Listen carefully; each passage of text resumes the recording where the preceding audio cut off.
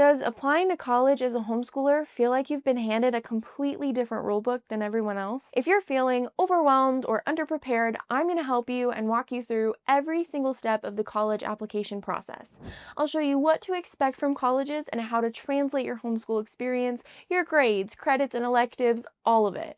First, I need you to know that this isn't just about scraping by, it's about standing out. We're going to make something worthy of huge scholarships because winning even a few small ones means that your child doesn't have to skip meals with friends or live on ramen. By the end of this, you'll have a clear, actionable roadmap to confidently build an application that showcases just how incredible your education has been. Before you even think about writing an application essay, you need a game plan. The most successful applicants, homeschooled or not, are the ones who start early and do their research. For you, this is even more important because you're not just the parent, you're also the guidance counselor. First things first, become an expert on the colleges you're interested in. Head straight to their admissions websites and look for a section just for homeschoolers. Yep, a lot of colleges have them and they spell out exactly what they want to see from you. Pay close attention to their required courses, their policy on standardized tests, and any special documents that they need. Some schools want more detail than others, and knowing that upfront will save you a world of pain later. Next, get clear on your state's homeschooling laws and what they say about graduation. While most colleges will happily accept a diploma signed by a parent, it's smart to know your state's official requirements for high school completion. This quick check ensures all your paperwork is legit when it's time to submit. And finally, if you have a student athlete dreaming of playing in college, you need to get friendly with the NCAA Eligibility Center. They have very specific rules for homeschoolers, including core course worksheets and tons of extra documentation. You have to get started on this as early as 9th grade to make sure you're on the right track. Think of this as getting your gear together before a big mission. The more you prep now, the smoother the journey will be. All right, let's talk about the big one, the transcript. This document is the cornerstone of your application. It's the official at-a-glance summary of your child's entire high school journey. For a homeschooler, it's your chance to translate your unique education into a language that admission officers can easily understand and respect. So what makes a great homeschool transcript? Two things: clarity and professionalism. This is not the time for wingdings or scrapbooking. Stick to a clean, classic format. List your courses chronologically by year from 9th through 12th grade or neatly by subject, math, English, all of that stuff. For each course, you will need the course title, your final grade, and the credits earned. The standard is 1 credit for a full year course and a half credit for a semester course. Also, make sure you include a clear grading scale. A equals 4.0, B equals 3.0, etc. If you've calculated a weighted GPA for honors or AP level work, list both your unweighted and your weighted GPA together.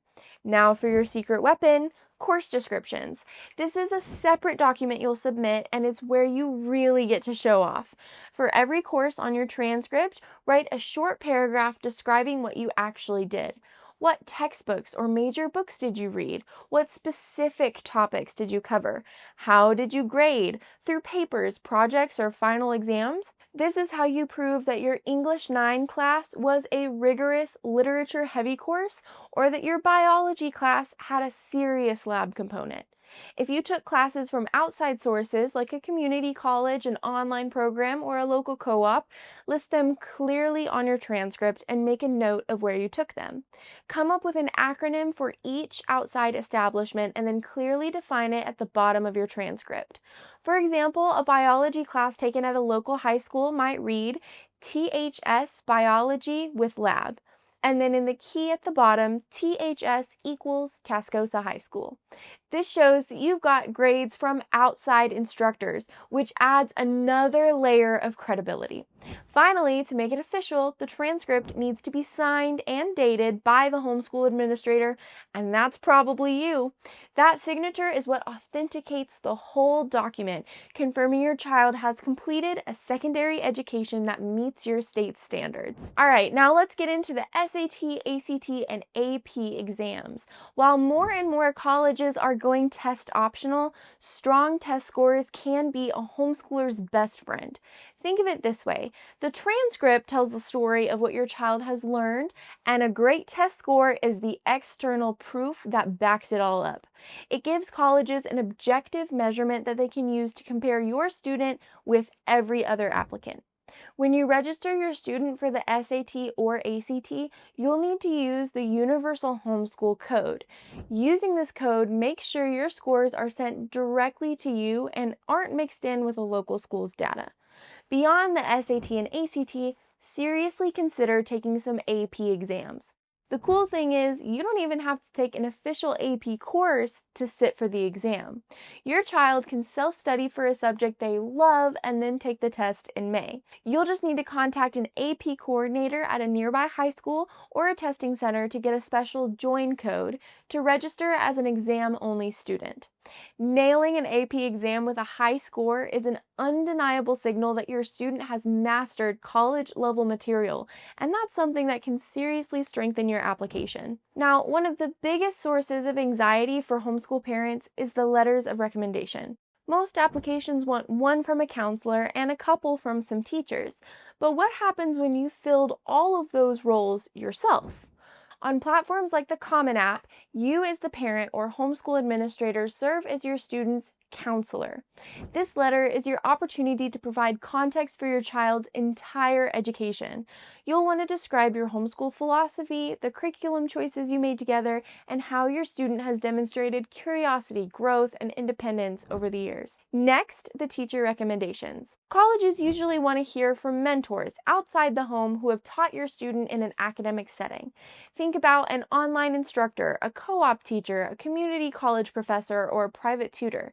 These voices provide valuable third-party insight into your student's academic strengths. But what if you don't have any of those? Broaden your search. A boss from a job or an internship, a coach, a music teacher, a volunteer coordinator, or a long-term mentor can all make excellent recommenders. They can speak to your teen's work ethic, their maturity, leadership, and character, all qualities that the colleges are dying to see. The key is to pick people who know your student well and can share specific stories about their strengths. Help recommenders help your student and encourage your teen to ask at least a month in advance. Provide each recommender with a short brag sheet, which is a simple document listing the student's transcript, major accomplishments, their goals, and reminders of specific projects or interactions that they've shared. This makes it far easier for them to write a strong, detailed, and personal letter. All right, it's time to put it all together into the application itself, usually through the Common Application. When your student creates their account, they'll choose First Year Student and indicate that they were homeschooled. This is where they get to flip the script. The application, especially the main essay, is their chance to show why being homeschooled makes them a standout applicant. Encourage them not to simply say that they were homeschooled, but to show what that meant. Did homeschooling give them the freedom to spend 6 months pursuing a passion project? Did they learn to manage their own schedule or teach themselves complex skills? That's exactly the kind of example colleges love to see. Admissions officers are genuinely curious about how your homeschool experience shaped your students' independence, curiosity, and growth. The essay is the perfect place to highlight that. In the activities section, be thorough. List everything: clubs, sports, volunteer work, part-time jobs, weird hobbies. This is how you completely shatter that old, tired stereotype about homeschoolers lacking social skills. Leadership roles especially help colleges see initiative and responsibility in action. And finally, you'll need to create your own Common App counselor account. Your student will invite you to be their counselor from within their account. From your dashboard, you'll upload the official transcript, the school profile, the course descriptions, and your counselor letter of recommendation. This two-account system is exactly how the Common App is designed to work for homeschoolers, making sure all the documents you have worked so hard on get submitted correctly. I know this process can feel like a lot, but you don't have to do it alone.